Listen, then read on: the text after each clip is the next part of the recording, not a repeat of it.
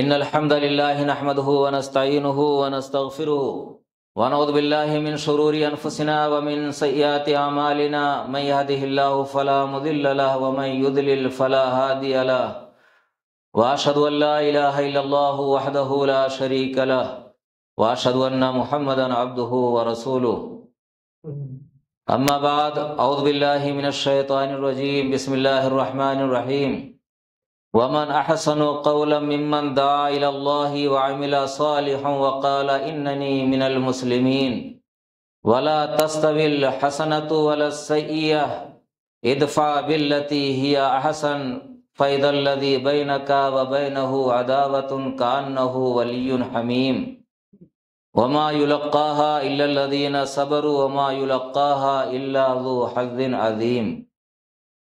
تعریف و توصیف، بڑائی،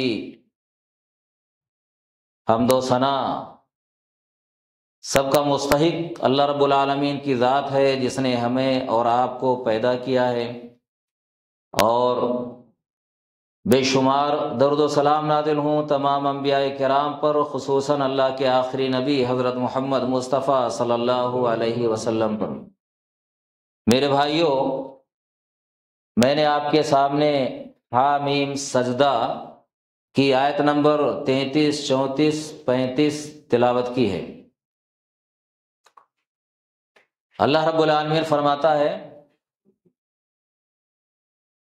وَمَنْ أَحْسَنُ قَوْلًا مِّمَّنْ دَعَا إِلَى اللَّهِ وَعَمِلَ صَالِحًا وَقَالَ إِنَّنِي مِنَ الْمُسْلِمِينَ۔ اس شخص کی بات سے بڑھ کر، اس شخص کی بات سے بہتر کس کی بات ہو سکتی ہے، جس نے لوگوں کو اللہ کی طرف بلایا، وَعَمِلَ صَالِحًا، اور نیک عمل کیا، وَقَالَ إِنَّنِي مِنَ الْمُسْلِمِينَ، اور اس نے کہا کہ میں مسلمانوں میں سے ہوں۔ وَلَا تَسْتَوِي الْحَسَنَةُ وَلَا السَّيِّئَةُ، اللہ فرماتا ہے کہ اے نبی، نیکی اور بدی برابر نہیں ہو سکتے ہیں۔ ادفع باللتی ہی احسن، تو بدی کو، برائی کو اس طریقے سے دفع کر جو بہتر ہو۔ فَإِذَا الَّذِي بَيْنَكَ وَبَيْنَهُ عَدَاوَةٌ كَأَنَّهُ وَلِيٌّ حَمِيمٌ، جب تو ایسا کرے گا تو دیکھے گا کہ تیرے درمیان اور اس شخص کے درمیان جو تیرا دشمن ہے، تو دیکھے گا کہ تیرے درمیان اور تیرے دشمن کے درمیان ایسا ہو جائے گا کہ گویا کہ وہ تیرا جگری دوست ہے۔ فَإِذَا الَّذِي بَيْنَكَ وَبَيْنَهُ عَدَاوَةٌ، بس تیرے درمیان اور اس کے درمیان، جس کے درمیان عداوت ہے، دشمنی ہے، ایسا ہوگا کہ گویا کہ وہ تیرا جگری دوست ہے، ایسا ہو جائے گا۔ وَمَا يُلَقَّاهَا إِلَّا الَّذِينَ صَبَرُوا وَمَا يُلَقَّاهَا إِلَّا ذُو حَظٍّ عَظِيمٍ، اور کہا یہ مقام ہر کسی کو حاصل نہیں ہوتا ہے۔ کس کو حاصل ہوتا ہے؟ جو لوگ صبر کرتے ہیں، صبر والے ہوتے ہیں۔ وَمَا يُلَقَّاهَا إِلَّا ذُو حَظٍّ عَظِيمٍ، اور یہ مقام اور مرتبہ بڑے نصیبے والوں کو ملتا ہے۔ میرے بھائیوں، سب سے بہتر چیز جو اس آیت میں، آیت نمبر 33 میں بتائی گئی ہے، وہ کیا ہے؟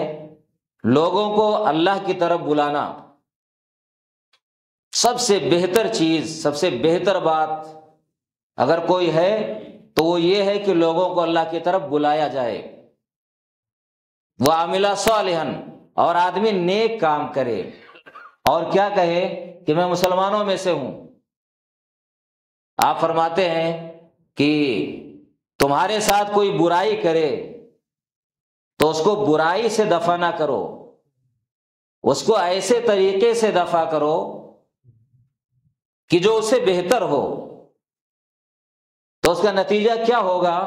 بھائی جو ہمارا دشمن ہوگا وہ ہمارا جگری دوست ہو جائے گا، بہتر ایک تو یہ ہوتا ہے کہ آدمی، کسی نے گالی دی، کسی نے ہمیں مارا، ہم خاموش رہے، کچھ نہیں بولے، صبر ہے، لیکن ہم اس سے بہتر طریقہ اپنائیں، یعنی اس کے ساتھ بہترین سلوک کریں، بہترین ویوہار ہمارا اس کے ساتھ ہو، گالی دینے والے کے ساتھ، مارنے والے کے ساتھ ہم اس کا الٹ کر اس سے انتقام نہ لیں، تو ہوگا کیا کہ وہ ہمارا جگری دوست ہو جائے گا، اور یہ ہر کسی کو حاصل نہیں ہوتا ہے۔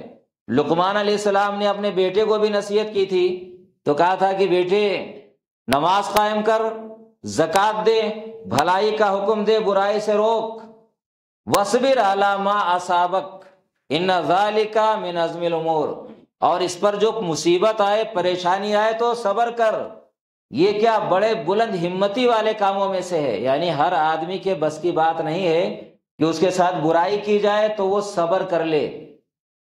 ہوتا کیا ہے، صبر کا مطلب یہ نہیں ہوتا ہے کہ آدمی کمزور ہے تو دب کر کے بیٹھ جائے، بھئی بدلہ نہیں لے سکتا ہے، اس کو صبر نہیں کہا جاتا ہے۔ نہیں، بدلہ لینے کی طاقت ہے، لیکن پھر بھی وہ بدلہ نہیں لیتا ہے، اور صرف بدلہ نہیں لیتا ہے اسی پر اکتفا نہیں کرتا ہے، موقع آتا ہے کبھی تو اس کے ساتھ بہترین سلوک کرتا ہے، اچھا سلوک کرتا ہے، اس کا نام ہے صبر۔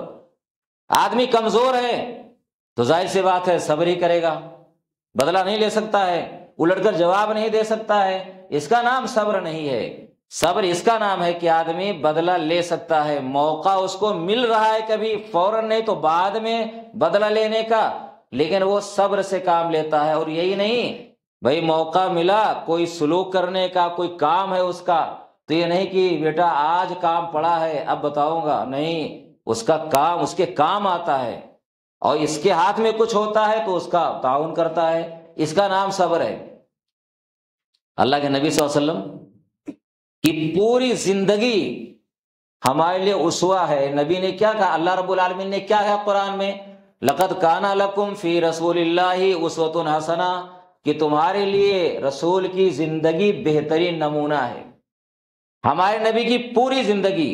اور چونکہ انبیاء کرام امت کے لیے نمونہ ہوتے ہیں تو اللہ رب العالمین سب سے زیادہ تکلیف اور پریشانیاں دیتا بھی انہی کو ہے۔ کیوں؟ ارے امت آئے گی، ان کے نقش قدم پر چلے گی، تو کبھی یہ نہ سوچے، دل میں یہ خیال نہ آئے کہ ہماری آزمائش زیادہ ہو رہی ہے، نبیوں کو زیادہ آزمایا گیا ہے۔ اللہ کے نبی صلی اللہ علیہ وسلم کو دیکھیے، قدم قدم پر تبلیغ کے لیے آزمایا گیا، اللہ کی بات پہنچانے کے لیے آزمایا گیا۔ لوگوں نے لالچ دی کہ آپ کہیں تو آپ کو اپنا بادشاہ بنا لیں، آپ کو دولت چاہیے تو دولت دے دیں، اور اگر آپ چاہیں کہیں شادی کرنا چاہتے ہیں کسی لڑکی سے، وہ ساری مرادیں پوری کر دیں۔ لیکن آپ نے ایک جواب دیا کہ میرے داہنے ہاتھ میں سورج رکھ دو اور بائیں ہاتھ میں چاند رکھ دو، تو بھی میں اپنے اس کام سے باز نہیں آؤں گا، یا تو اللہ اس دین کو غالب کرے گا یا میں ہلاک ہو جاؤں، چاہے ہمارا مقصد یہی ہے۔ تو نبی کی زندگی ہمارے لیے اسوہ ہے، نمونہ ہے۔ دنیا کی کوئی مصلحت اس راستے میں آڑے نہیں آنی چاہیے، اللہ کے راستے میں۔ بھائی صحیح بات جب ہو تو کوئی چیز آڑے نہیں آنی چاہیے، کوئی مصلحت، ہر مصلحت ہمارے نبی کے سامنے آئی اور سب کو ٹھکرا دیا۔ اللہ کے نبی صلی اللہ علیہ وسلم نے کتنا صبر کیا ہے، کتنا صبر کیا ہے اس راستے میں، کمزور نہیں تھے، سب کچھ آپ کو حاصل تھا، اللہ کی طرف سے یہ آفر آیا کہ اگر آپ چاہیں تو ہم یہ کر دیں، لیکن آپ نے ہر جگہ صبر سے کام لیا۔ سن 10 نبوت کی بات ہے، جب ابو طالب کا بھی انتقال ہو گیا، خدیجہ رضی اللہ تعالی عنہا بھی انتقال کر گئیں، یہ دونوں آپ کے لیے بہت بڑے سہارا تھے۔ ابو طالب کی بنا پر مکہ والے کھل کر ستا نہیں پاتے تھے، بنی ہاشم کا ڈر تھا کہ کھڑے ہو جائیں گے تلوار لے کر۔ ابو طالب کا انتقال ہو گیا، خدیجہ گھر کی دیکھ ریکھ کرتی تھیں، اور جب باہر سے آتے غموں سے نڈھال تو تسلی دیا کرتی تھیں، ان کا بھی انتقال ہو گیا۔ اس سال کو آپ نے کہا کہ یہ عام الحزن کا نام دیا ہے، عام الحزن، غم کا سال کہا اس کو۔ آپ غور کیجئے، یہ دونوں چلے گئے، مکہ والے انتہائی ظلم پر آمادہ ہو گئے، کوئی سننے کے لیے تیار نہیں۔ آپ نے سوچا کہ چلیں باہر، چلیں دوسری جگہ کہیں تبلیغ کریں۔ آپ طائف تشریف لے گئے۔ طائف کے سرداروں سے ملے، 3 سرداروں سے ملے قبیلے بنی ثقیف کے۔ تو ایک نے کہا کہ میں کعبے کا پردہ پھاڑوں اگر اللہ نے تجھے رسول بنایا ہو۔ دوسرے نے کہا کہ بھئی تو ہی ملا تھا کیا نبی بنانے کے لیے اللہ کو۔ تیسرے نے کہا کہ میں تجھ سے بات نہیں کرنا چاہتا، اگر تو نبی ہے اور بات نہیں کروں گا تجھ سے، ٹھکراؤں گا تو خطرناک ہوگا، خطرے سے خالی نہیں ہوگا، اور اگر تو نبی نہیں ہے، اللہ پر جھوٹا باندھ رہا ہے، تو پھر تجھ سے بات کرنا بیکار ہے۔ پھر آپ نے کہا ٹھیک ہے، تم نے جو کہا وہ کہا، لیکن یہ بات اپنے تک محدود رکھو، کسی کو بتانا نہیں۔ آپ دوسرے سرداروں سے ملے، کسی نے آپ کی بات نہیں سنی، اور جب واپس آنے لگے تو اوباشوں کو، گاؤں کے لڑکوں کو، بدماشوں کو لگا دیا آپ کے پیچھے۔ حدیث اور سیرت بتاتی ہے کہ آپ راستے میں چل رہے ہیں، باہر ایک بھیڑ جمع ہو گئی، دونوں سائیڈ میں پتھر برسا رہے ہیں، گالیاں دے رہے ہیں، تالیاں پیٹ رہے ہیں۔ اپنے آپ کو کھڑا کر کے دیکھو تھوڑا سا، کوئی تھوڑا سا مذاق اڑا لیتا ہے تو کتنا احساس ہوتا ہے کہ فلاں نے مجھے یہ کہہ دیا، ہم الٹ کر جواب دینا چاہتے ہیں، اس کا بخیہ ادھیڑ کر رکھ دیتے ہیں، برداشت نہیں ہوتا ہے ہمیں۔ لیکن آپ دیکھیے دین کے لیے نا، اسلام کے لیے آپ کیا کر رہے ہیں؟ بھائی راستے میں جا رہے ہیں، دونوں طرف لائن لگی ہے لڑکوں کی، بدماشوں کی، لوگ گالیاں دے رہے ہیں۔ حدیث میں اور سیرت میں ہے گالیاں دے رہے ہیں لوگ، یہ نہیں کہ کچھ اور کہہ رہے ہوں، گالیاں دے رہے ہیں، تالیاں پیٹ رہے ہیں، شور کر رہے ہیں، پتھر مارنا بھی شروع کر دیا، اور آپ کے ایڑ سے نا خون بہ کر کے جوتے میں جم گیا۔ ابنائے ربیہ کے بیٹے عتبہ اور شیبہ کا ایک باغ تھا 3 میل کے فاصلے پر طائف سے، آپ اس باغ میں چلے گئے، زید بن حارثہ رضی اللہ تعالیٰ عنہ ساتھ میں تھے، باغ میں گئے تو وہ بھیڑ چھٹ گئی، بھیڑ چلی گئی، وہاں جا کر آپ بیٹھے، اور زید رضی اللہ تعالیٰ عنہ آپ کے منہ بولے بیٹے تھے، ابھی لڑکے تھے، وہ ساتھ میں تھے، تو بچانے میں ان کے سر میں بھی زخم آیا، 2-3 زخم ان کے سر میں بھی آیا بچانے میں۔ جب وہاں گئے باغ میں تو سکون ملا، تو ربیہ، عتبہ اور شیبہ ربیہ کے بیٹوں نے دیکھا تو غلام تھا ان کا، ایک عداس نام تھا، اس سے کہا کہ جا کر کے اس آدمی کو، یہ انگور کا خوشہ تھا، باغ تھا انگور کا، کہا اس کو دے آؤ۔ جب وہ بات دینے گیا تو آپ نے انگور کھانے کے لیے بسم اللہ کہا، تو عداس نے کہا کہ یہ جملہ تو یہاں کے لوگ نہیں بولتے ہیں، یہ آپ کیسے بولے ہیں؟ تو کہا کہ تم کہاں کے رہنے والے ہو؟ تو کہا کہ میں نینوا کا رہنے والا ہوں۔ تو آپ نے کہا کہ نینوا یونس بن متہ مرد صالح کے گاؤں کے ہو؟ تو کہا آپ اس کو کیسے جانتے ہیں؟ کہا کہ وہ نبی تھا، میں بھی نبی ہوں، وہ میرا بھائی تھا۔ تو عداس کی حالت یہ ہو گئی کہ وہ آپ کے سر کو، ہاتھ کو، پاؤں کو چومنے لگا۔ عیسائی تھا وہ جانتا تھا کہ یہ بات یونس بن متہ کو کون جان سکتا ہے۔ پھر ان دونوں نے دیکھا، تب کہا کہ جب یہ گیا غلام تو کہا کہ کیا ہوا، تم اس کا ہاتھ پاؤں کیوں چوم رہے تھے؟ تم کو بھی بگاڑ دیا کیا؟ کہا کہ میرے آقا، آج روئے زمین پر اس سے بہتر کوئی انسان نہیں ہے، اس نے ایسی بات بتائی ہے جو نبی کے علاوہ کوئی نہیں جان سکتا ہے۔ تو ان دونوں نے کہا نہیں، تمہارا دین اس کے دین سے بہتر ہے، کہیں تم اس کے دین کو قبول نہ کر لینا۔ اب آپ دیکھیے بھائی کیا حالت، جوتے میں خون جم گیا، ایڑ پر اتنے چوٹ آئے۔ ہماری حالت کبھی ہوتی ہے کیا؟ کبھی ہم نے، ہمارے ساتھ ایسا واسطہ پڑا ہے کہ کوئی ہمیں اس طرح سے ہمیں ذلیل کرے؟ مار تو چھوڑو، ویسے ہی زبانی کوئی اتنا ذلیل کرے، ہم برداشت کرنے والے ہیں؟ میرے بھائیوں، اللہ کے نبی صلی اللہ علیہ وسلم فرماتے ہیں، عائشہ رضی اللہ تعالیٰ عنہ نے سوال کیا، بخاری کی حدیث ہے کہ اللہ کے رسول، غزوہ احد سے زیادہ تکلیف دہ موقع کبھی آپ پر آیا ہے؟ بھئی غزوہ احد میں کیا ہوا تھا؟ آپ کے دانت ٹوٹے تھے، آپ کے چہرے میں خود کی کڑیاں گھس گئی تھیں، اور آپ کھڈے میں گر گئے تھے، دام منہ سے خون آیا، چہرے سے خون آیا، آپ نے ایسے موقع پر بھی بد دعا نہیں کی، اللہم اہدی قومی فإنہم لا یعلمون، آپ نے کہا اے اللہ میری قوم کو ہدایت دے، یہ جانتے نہیں ہیں، جانتے ہوتے تو ایسا نہیں کرتے۔ تو عائشہ سمجھتی تھی سب سے زیادہ تکلیف دہ موقع وہی تھا غزوہ احد کا، تو آپ نے کہا کہ عائشہ نہیں، کہا گھاٹی والے دن جب میں نے طائف کے سرداروں کو پر اپنے آپ کو پیش کیا تھا، اس سے زیادہ تکلیف دہ موقع کبھی نہیں آیا۔ فرماتے ہیں اللہ کے نبی صلی اللہ علیہ وسلم کی میں مایوس تھا، کہا باغ سے نکلا چلا، پھر کہا کہ دیکھا تھوڑی دیر کے بعد ایک بادل سایہ کیے ہوئے ہے، آسمان کی طرف دیکھا تو جبرائیل تھے، جبرائیل نے کہا کہ اللہ کے رسول آپ کی قوم نے جو کیا وہ سن لیا، اللہ رب العالمین نے کہا یہ پہاڑوں کا فرشتہ ہے، آپ جو چاہیں حکم دے۔ پہاڑوں کے فرشتے نے سوال کیا، سلام کیا، کہا اللہ کے رسول آپ جو چاہیں جواب دیں، جو چاہیں کہیں، آپ کا حکم ماننے کے لیے تیار ہوں۔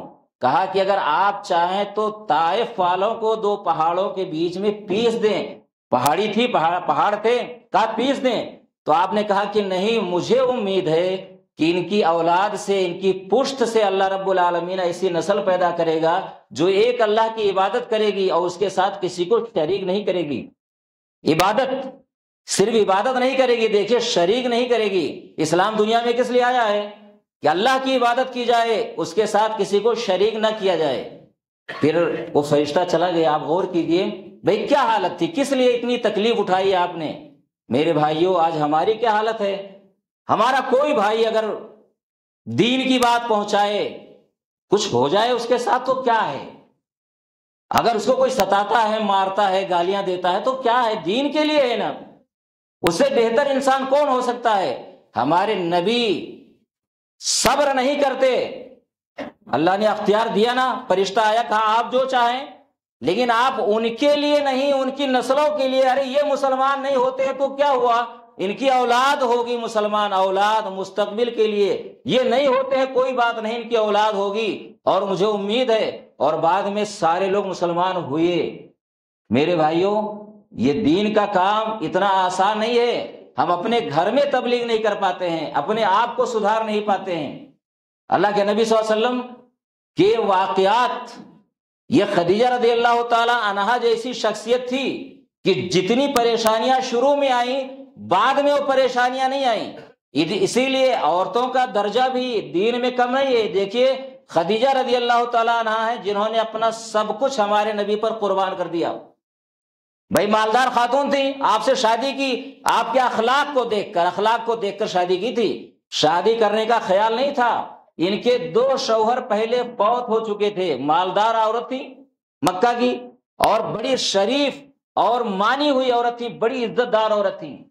2 شوہر مر چکے تھے پہلے، اور مکہ کے بڑے بڑے سرداروں نے آپ کو پیشکش کی تھی کہ میں شادی کرنا چاہتا ہوں۔ آپ نے ٹھکرا دیا تھا کہ شادی نہیں کرنا ہے۔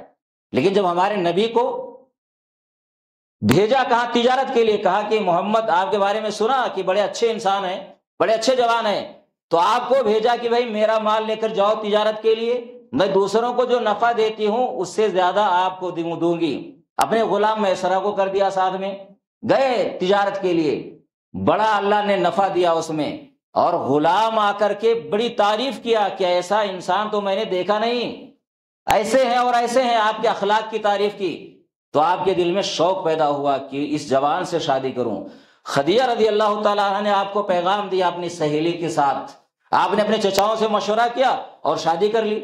ساری دولت اور سب کچھ قربان کر دیا خدیجہ رضی اللہ تعالیٰ عنہ نے، اور سب سے پہلے ایمان لائیں، سب سے پہلے ایمان لائیں، جیسے کہا فوراً ایمان لے آئیں، اور تسلی دیا بھائی غار میں تھے، غار ہرا میں جبرائیل آئے، گھبرائے ہوئے آپ آئے گھر میں، اور کہا کہ زملونی مجھے اڑا دو، بڑھا دیا۔ جب افاقہ ہوا تو پوچھا کیا بات ہے، تو بتایا، تو کہا کہ گھبرانے کی ضرورت نہیں ہے، اللہ آپ کو رسوا اور ضائع نہیں کرے گا۔ ارے آپ تو مہمان نوازی کرتے ہیں، سچ بولتے ہیں، بے سہاروں کے کام آتے ہیں، اور دوسروں کا بوجھ اٹھاتے ہیں، حق کی بات ہو تو اس میں آپ مدد کرتے ہیں، تو کہا اللہ آپ کو ضائع تھوڑے کرے گا۔ پھر ورقہ بن نوفل کے پاس لے کر گئیں، جو ان کے چچیرے بھائی تھے، عیسائی کتابوں کے عالم تھے مکہ کے، عیسائی کتابوں کے عالم تھے وہ۔ تو انہوں نے جب سنا تو کہا کہ یہ تو وہی فرشتہ ہے جو موسیٰ کے پاس آیا کرتا تھا اور کہا کہ ایک دن آئے گا کہ قوم آپ کو نکال دے گی، اگر میں زندہ رہا تو آپ کی مدد کروں گا۔ تو آپ نے کہا قوم نکال دے گی کیا؟ کہا سب کے ساتھ ایسے ہوا ہے۔ یہ خدیجہ رضی اللہ تعالیٰ عنہ دیکھیے سب کچھ قربان کر دیا، اسی لیے جب تک یہ زندہ تھیں کوئی شادی وادی نہیں کیا آپ نے کسی عورت سے، اور جب کبھی خدیجہ کا ذکر آتا تو آپ اور خدیجہ کے سہیلیوں کے ساتھ آپ اچھا سلوک کرتے، خدیجہ کا ذکر کرتے بڑے اچھے انداز سے، بڑی محبت کے ساتھ، بڑی عزت کے ساتھ۔ عائشہ جو سب سے پیاری بیوی تھی بعد کی بیویوں میں، ان کو رشک پیدا ہوا، کہا کیا اللہ کے رسول آپ اس بڑھیا کا تذکرہ کرتے ہیں؟ اللہ نے آپ کو بہتر بیویاں دی ہیں۔ آپ غصہ ہو گئے، کہا اس سے بہتر بیوی کوئی نہیں ہے، اللہ نے میں کوئی بیوی نہیں دی اس سے بہتر۔ یہ کس لیے؟ اخلاق کی بنا پر۔ خدیجہ کا اخلاق بھی دیکھو اور ہمارے نبی کے اخلاق کو دیکھ کر، اور میرے بھائیوں جو آپ پر ایمان لائے نا سب سے پہلے، یہ کون لوگ تھے؟ یہ وہی لوگ تھے جو آپ کے ساتھ اٹھتے بیٹھتے تھے۔ بھائی بیویوں میں دیکھ خدیجہ تھی، خدیجہ سب سے پہلے عورتوں میں ایمان لائیں۔ غلاموں میں دیکھیے زید تھے، زید بن حارثہ، اور ساتھیوں میں دوستوں میں ابو بکر صدیق رضی اللہ تعالیٰ عنہ، مردوں میں ابو بکر صدیق رضی اللہ تعالیٰ عنہ آپ کے دوست تھے۔ اور جانتے ہیں کہ دوست یا بیوی، بھائی کوئی جگری دوست ہوتا ہے تو اس سے دل کا حال چھپا نہیں رہتا ہے، آدمی گھر میں نہیں بتائے گا اپنے بھائیوں کو، اپنے باپ کو، اپنے گھر والوں کو، لیکن دوست سے دوست کا حال پوشیدہ نہیں رہتا ہے۔ اور اسی لیے کہا گیا ہے نا کہ اگر کسی کو دیکھنا ہو کہ آدمی کیسا ہے تو اس کے بارے میں زیادہ تحقیق کرنے کی ضرورت نہیں ہے۔ کس کو دیکھو؟ اس کے دوستوں کو دیکھ لو کہ کن کے ساتھ اٹھتا بیٹھتا ہے، اس کے ساتھی دوست لوگ کیسے ہیں۔ بھائی جیسے دوست ہوں گے ویسے وہ ہوگا۔ ظاہر سی بات ہے کہ آدمی اپنے جیسے ہی لوگوں کو پسند کرتا ہے، جس خیال کا، جس نیچر کا ہوتا ہے۔ بھائی اچھا انسان ہے، نیک ہے تو نیکوں کو پسند کرتا ہے، برا ہے تو برے لوگوں کو پسند کرتا ہے۔ تو جو سب سے پہلے ایمان لانے والے تھے وہی تھے جو قریبی لوگ تھے۔ اور آج ہماری حالت یہ ہے کہ جو جتنا زیادہ قریب ہم سے ہو، ہم سے اتنا زیادہ متنفر ہو سکتا ہے۔ اس کو ہمارے راز پتہ ہے، موقع جب آئے گا کہے گا ارے بھائی تو کیا ہے تو نے یہ کیا، تو نے یہ کیا، وہ ہم سے نفرت کرنے لگ جاتا ہے۔ موقع ہے تو کہہ دیتا ہے۔ لیکن آپ نا نبی صلی اللہ علیہ وسلم ایسے تھے کہ جیسے اندر تھے ویسے باہر تھے۔ اپنے بیویوں کے لیے حکم تھا کہ رات کے تنہائی میں جیسے میں تمہارے ساتھ رہتا ہوں وہ دن میں کھول کر بیان کر سکتی ہو۔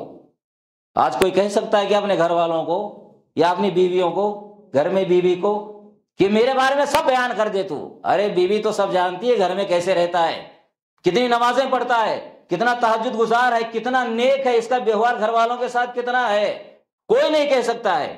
لیکن ہمارے نبی کے لیے یہ بات بالکل فٹ تھی کہ آپ کہتے تھے کہ جیسے مجھے دیکھتی ہو تم ویسے بیان کر دو دن میں۔ اور آپ کے ازواج مطہرات نے بیان کیا ہے ایک ایک لمحہ، یہاں تک کہ ازدواجی تعلقات جو میاں بیوی کے تعلقات ہوتے ہیں اس کو بھی بیان کیا ہے کہ کیسے رہتے تھے ہمارے ساتھ۔ لیکن انتہائی مہذب، بھائی بیان کر رہے ہیں تو کیا ہوا، انتہائی مہذب، کوئی سن کر کبھی نہ کہے کہ اتنا بھونڈا طریقہ ہے یا بیان کرنے کے لائق نہیں۔ کس لیے؟ بھائی امت کے لیے اسوہ ہے نا، لقد کان لکم فی رسول اللہ اسوۃ حسنہ، امت کے لیے آپ اسوہ ہیں، تو ہر چیز میں اسوہ ہیں۔ یہی تھوڑے کہ باہر باہر نہ، گھر میں کیسے رہتے ہیں، بیوی کے ساتھ سوتے کیسے ہیں، بیوی کے ساتھ اٹھتے بیٹھتے کیسے ہیں، ازدواجی تعلقات کیسے قائم کرتے ہیں، سب چیز کے لیے آپ اسوہ ہیں۔ یہ نہیں کہ باہر مسجد تک ہے یا صرف باہر ہیں۔ تو میرے بھائیو دین نام ہے ہر چیز کا اور ہر جگہ کا۔ یہ نہیں کہ مسجد میں آگے تو بہت اچھے ہیں، باہر نکلے تو اب دین ہم سے چلا گیا، آپ جیسے چاہیں ویسے رہیں۔ میرے بھائیو اللہ کے نبی صلی اللہ علیہ وسلم ہمارے لیے نمونہ ہے، ہمیں نمونہ انہی کو بنانا چاہیے۔ اور یہ دنیا کٹ جائے گی، کسی بھی طریقے سے وہ کٹ جائے گی، سب کی کٹ گئی ہے، کس کی نہیں کٹی ہے؟ چاہے دکھ سے کٹے چاہے سکھ سے کٹے، کٹنا ہے اس کو۔ اور کوئی پریشانی بعد میں انسان مرتے وقت نہ افسوس نہیں ہوتا ہے، اس کو پریشانی نہیں ہوتی ہے کہ میں دنیا میں مال دولت کما نہیں سکا، مرنے لگ جاتا ہے تو افسوس تو یہ ہوتا ہے کہ میں نے نیک کام کیوں نہیں کیا۔ اللہ نے قرآن میں کہا نا وَأَنفِقُوا مِمَّا رَزَقْنَاكُم مِّن قَبْلِ أَن يَأْتِيَ أَحَدَكُمُ الْمَوْتُ، ارے خرچہ کرو اس سے پہلے کہ تم میں سے کسی کے پاس موت آئے تو وہ کیا کہے، فَيَقُولَ رَبِّ لَوْلَا أَخَّرْتَنِي إِلَىٰ أَجَلٍ قَرِيبٍ فَأَصَّدَّقَ وَأَكُن مِّنَ الصَّالِحِينَ، تو وہ کہنے لگے مرتے وقت کہ پروردگار تھوڑی سی مہلت اور مل جاتی، لولا اخرتنی، تھوڑا سا مؤخر کیوں نہیں کیا، مہلت کیوں نہ دیا مجھے کہ میں صدقہ کرتا، واقم من الصالحین، نیکوں میں سے ہو جاتا، نیک لوگوں میں سے ہو جاتا۔ دیکھیے کوئی تمنا نہیں کرے گا، اور قیامت میں نا جنت اور جہنم کا تذکرہ کیا، قیامت کے میں کیا ہوگا؟ ایک حدیث ہے کہ جس نے دنیا میں کوئی تکلیف کبھی پلک جھپکنے کے برابر نہیں دیکھی ہے، اللہ کہے گا نا ایک غوطہ دو اس کو، ایک غوطہ جہنم میں کبھی دیکھی نہیں تکلیف۔ غوطہ کیا ہوتا ہے؟ ارے بھائی آدمی انگلی ڈالے نکالے، اور کیا یہ ہے غوطہ؟ تو سیکنڈ کہہ لو آپ، ہے نا، ایک سیکنڈ کے لیے ڈالا اور نکالا بس۔ پوچھے گا بندے بتا دنیا میں کوئی آرام دیکھا ہے کیا؟ کہے گا اللہ کبھی دنیا میں آرام نہیں دیکھا۔ اور جو ہمیشہ دنیا میں پریشان رہا، حدیث ہے صحیح، جو ہمیشہ پریشان رہا کبھی اس نے آرام نہ دیکھا ہی نہیں، اللہ اس کو جنت میں غوطہ دے گا، یعنی ڈالے گا، کھینچ لے گا، فوراً نکالے گا، پھر کہے گا بندے بتا دنیا میں تکلیف دیکھی کیا؟ کہا پروردگار میں نے تو تکلیف دیکھی ہی نہیں، میرے وہم و خیال میں بھی نہیں ہے تکلیف۔ کیا ہے؟ دیکھیے جنت اور جہنم۔ میرے بھائی ڈر لگتا ہے کیا؟ لگتا ہے نہیں ڈر ہمیں؟ صحابہ کرام نا جنت جہنم کا تذکرہ آتا تو روتے تھے، رونے لگ جاتے تھے دہاڑے مار کر کے، اور جب قرآن کی آیتیں نماز میں پڑھی جاتی تھی تو روتے تھے، سمجھتے تھے وہ۔ لیکن آج ہمارے سامنے کوئی کھول کر بیان کرے تو بھی ڈر نہیں لگتا ہے، جنت کا تذکرہ ہو یا جہنم کا۔ جنت کا ہے تو بھی شوق نہیں ہے کہ جنت حاصل کرے، اور جہنم کا تذکرہ ہے تو ڈر نہیں لگتا ہے۔ میرے بھائیوں یہ دنیا ہے، مر جائیں گے سب، کسی کو بچنا نہیں، سب جانتے ہیں مریں گے، لیکن خدا کا خوف نہیں ہے، آخرت کا خوف نہیں ہے۔ اللہ سے دعا ہے کہ پروردگار ہمیں دنیا سے، دنیا کی عیاشیوں سے، عیش و آرام سے بچائے۔ اللہ رب العالمین ہمیں گناہوں سے بچائے، اور ہمیں جائز طریقے سے دنیا حاصل کرنے کی توفیق عطا فرمائے، اور جائز طریقے سے ہمیں دنیا کمانے کی توفیق عطا فرمائے۔ اللہ ہمیں گناہوں سے بچائے، اور ہمیں اسلام کی اور اچھی باتوں کی تبلیغ کرنے کی توفیق عطا فرمائے، اور برے کاموں سے خود رکنے اور دوسروں کو روکنے کی توفیق عطا فرمائے۔ آمین وآخر دعوانا الحمدللہ رب العالمین۔ ان اللہ وملائکتہ یصلون علی النبی یا ایھا الذین آمنوا صلوا علیہ وسلموا تسلیما۔ اللهم صل على محمد وعلى آل محمد كما صليت على إبراهيم وعلى آل إبراهيم إنك حميد مجيد اللهم بارك على محمد وعلى آل محمد كما باركت على إبراهيم وعلى آل إبراهيم إنك حميد مجيد إن الله يأمر بالعدل والإحسان وإيتاء ذي القربى وينهى عن الفحشاء والمنكر والبغي يعظكم لعلكم تذكرون اذكروا الله يذكركم وادعوه يستجب لكم ولذكر الله تعالى أعلى وجل وأتم وأهم أكبر۔